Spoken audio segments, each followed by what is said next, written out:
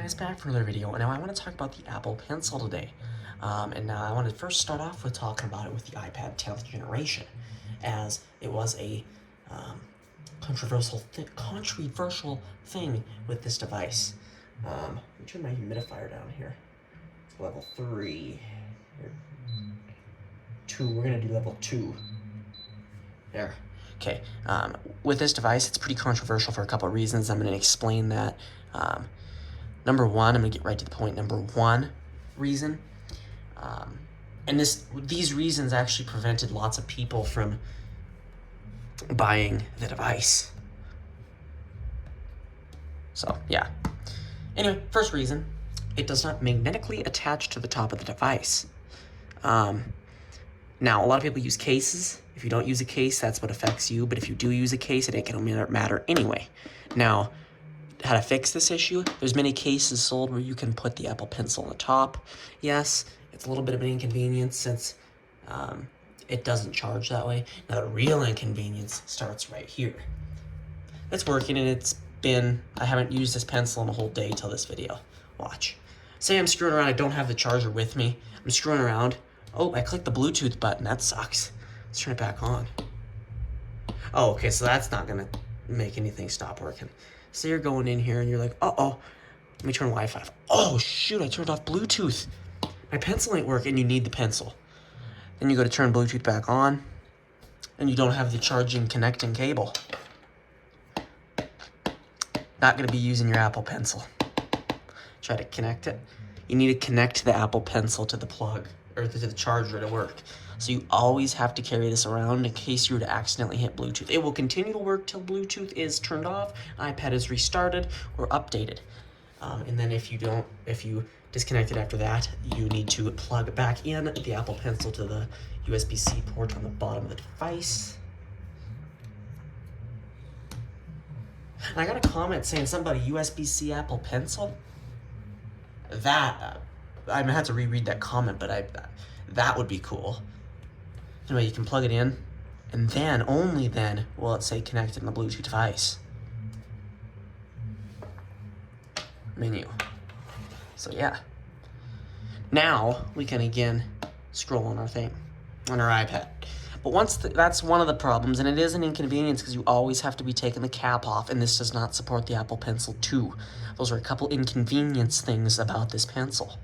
Now, a couple other things I want to point out are a couple things that may... First, okay, I'm organized. First, I'm going to start with a cool thing. Does the device have to be unlocked? So if the device is unlocked, if you don't have a password on... Okay, I think that was just my notes. I don't think I showed anything private. If you don't have a password on the device, double tapping... Oh, even when it's locked. Okay, so when it's locked, it opens up an instant note, they're called, where you can immediately start writing stuff down. You know, you just start writing down whatever you want. It's a quick note. Then once you're done, just lock the device, and that quick note's gone. You can turn the device on and tap it again. Opens up an instant note. And there's that. So that's an instant note. You don't find that unless you have an Apple Pencil. So if you got an Apple Pencil, you can find instant notes. Now, what else can you do?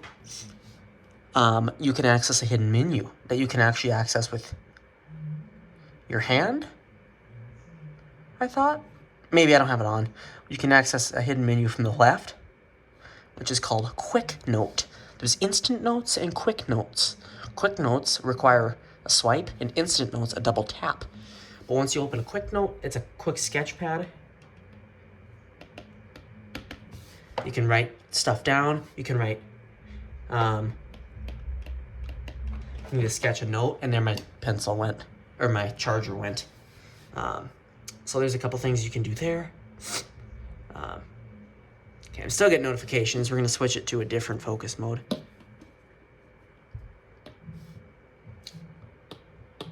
Okay. Now, we got through quick notes and instant notes. Now, a couple things I want to point out. if you go to an app, let's go to my temperature app. Now, we're in the app. What I've hated, and what there's a reason for it, and I'll explain the reason, but I wish there was an option for it. You can screw around in the app, but you cannot swipe to the home screen with the Apple Pencil. It just keeps interacting with the app, so the action has to be performed with your hand. Now, the same applies for, this is the real bugger for me. You can access this menu, but you cannot access the control center, or the notification center, or the control center with the Apple Pencil. These all three actions have to be done with the hand. But it's not too big of a problem, but I wish it was an option. Now, the reason they do this is for drawers. So when you're drawing, it doesn't accidentally fling to the home screen. Now, when you're on the home screen, it doesn't even do it then. There is no way the Apple Pencil can communicate to go to the home screen. But other than that, it's a really good device. Now, a couple settings I want to go over with it. We'll go to the Apple Pencil. Here, you get your battery, which is also displayed on the battery widget on the home screen of the device. Only draw with Apple Pencil. Now, when this is enabled, it'll only draw. You have to scroll with your fingers. You cannot scroll with your Apple Pencil. Now, scribble. This, when you turn it on, it takes away your keyboard. See, you can't do much with the device. There's no keyboard. I turn it off because I'm not the best writer, but you can put... now that worked. But when you're typing long sentences, it can get a little buggy and you can't click the X. So I don't like that myself, but you can turn that off. So I turn that off. So when I scroll down, I get my keyboard and I can just type from there using the pencil or my hand. Now, if we go in here, we have a couple options. Now here's something I missed, a screenshot option, but you got two customization options here. A quick note and a screenshot, both of which can be used. I don't know if third-party apps are supported in that or not, but here swiping will give you the quick note, as I said earlier, where you can write down quick notes, and swiping from the left, left will invoke a screenshot. Pretty dang cool. Once you're in the screenshot menu, you can't take another one, and it bubbles to show you that. But you can hit done, delete, and just swipe, and it's a nice, quick, easy way to capture a screenshot if you don't have your hands to do that action. This action cannot be performed with your hand, just so you know. Oh, what? Jesus! You can. I missed that button. Probably in accessibility, gestures. Let's look for that. Wonder how I turn that option on. I'll have to look for that later. That's cool. I didn't know that was an option with the hand. That'd be handy, because it's set off, but it works with the pencil. So there must be a way to do it with your hand. That's cool. There's a couple things it does there.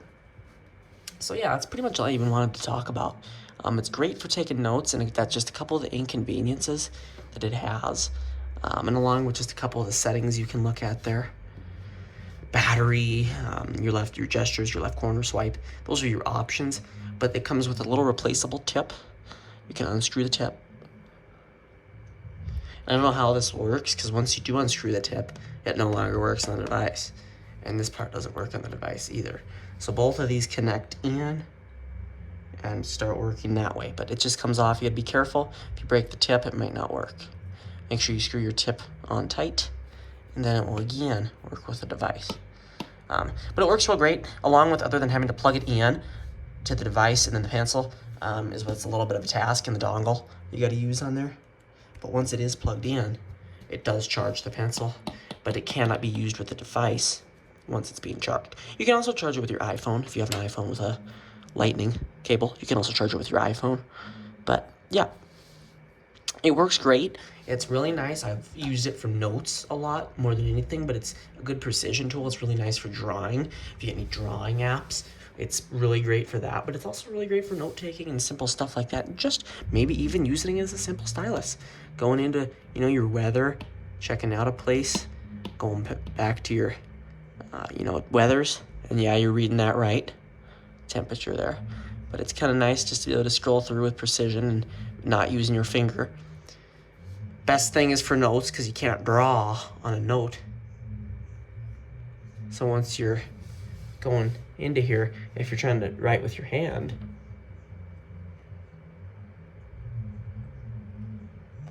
I mean, it's possible, but it just looks messier than if you go. And I know that ain't right, I'm just screwing around. You know, pretty cool.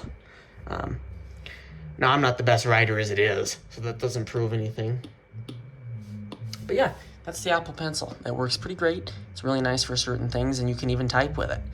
Everything except Access and Control Center, home screen, and notification center is possible on this device. You can go in to folders, apps, any third-party app. It's just a stylus, so it can be used with anything. But it is a really nice device. That's about all I have to say about it. You know, the things just that won't really affect me anyway. I'd have to use a cable. I would actually be screwed because I don't use my iPad without a case. So myself, I would have to use a first gen since I wouldn't be able to use the second gen because I use a case. There'd be no way I could possibly even do that unless they made cases that allowed for it. But yeah, I mean, I'd have to use the first gen because I don't use an iPad without a case. I might be wrong on that. There might be ways with a case that it would else work. But yeah, it works fine for me, but it is an inconvenience. I mean, with the pairing and stuff, I wish once it was paired, it was forever paired. So you didn't have to worry about turning Bluetooth off and not having your pencil if you forget your cord.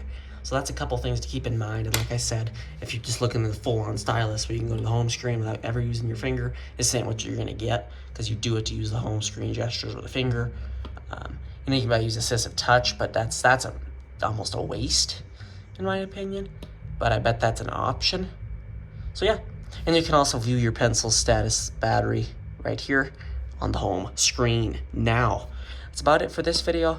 I do have another tip in here, but yeah, it's overall really cool Apple Pencil, and it's got the best. It's gonna work the best with your device. I don't actually know if the third-party ones support that home screen swiping gesture, but once the device is off, it also, for battery saving, does not respond to the Apple Pencil tap. So you do have to tap it with your finger to turn the device on, or tap it with your hand and unlock it there. But once it is on, like I said, you can access that quick note or that instant note, but once it's off, that was my finger. Once it is off, you do have to use your hand because it's a battery saving feature on the iPad that allows you not to use the pencil. But anyway, that will be it for this video. I just wanted to talk about the Apple Pencil and a couple of things that it doesn't do right and that it actually does do pretty well. And that's a lot of things. You know, I don't do much drawing. I just do a lot of notes, and it works great for that. I've drawn on notes. But I should test it with a couple drawing apps and just see how good it works. The battery life on mine is pretty great. Now, it charges really quick. So you plug it in. I mean, it charges instant quick. And you can also charge it, like I said, with your iPhone. But yeah. And you get that charging status. Oh, it doesn't work when it's charging. You get the charging status too. And if you put a bigger widget, you can get a bigger widget of the battery and actually see the percent. Yeah, it doesn't work when it's plugged in, so you gotta always unplug it. And then, sorry, I'm getting texts. Yeah, and it even works good for stuff like that. Drawing in an iMessage. If I can pull up that. Let's see, can you draw? Yeah, right here on this bottom option here, draw. Then you can draw and text like that. And then hit done and send. And it'll send that text. And then, like I said, you can unsend and do all the iMessage. Oh, can't on those. But yeah, pretty cool. It is a very nice precision tool if you're really accurate with it.